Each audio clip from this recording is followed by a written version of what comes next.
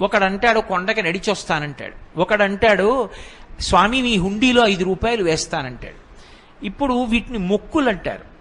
మొక్కు అన్న మాట మీరు జాగ్రత్తగా గమనించాలి. వెంకటేశ్వర స్వామి వారి హృదయం ప్రకారం అయితే వ్యాపారము కాదు. అది పాపము వలన దుఃఖం వస్తోందని వాడు తెలుసుకోవాలి. తెలుసుకుని పిలిచావు పరమేశ్వరుణ్ణి, ఆయన ఏం చేస్తాడు? నేను ఆదుకోకపోతే ఎవరు ఆదుకుంటారు లక్ష్మి? అందుకుని ఉంటాను ఈ కలియుగంలో వెంకటాచలం మీద. ఎవడు ఎక్కడ ఎంత మౌనంగా లోపల లోపల పిలిచినా నాకు వినపడుతుంది. నేను వింటాను, వాణ్ణి ఉద్ధరిస్తాను ఆపదలోంచి.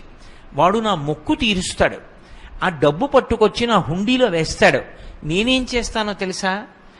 పరమధర్మాత్ముడు నన్ను చూడకుండా ఉండలేక, నాన్నగారిని చూడకుండా ఉండలేక వచ్చినటువంటి కొడుకులా, నన్ను చూడకుండా ఉండలేక వచ్చినటువంటి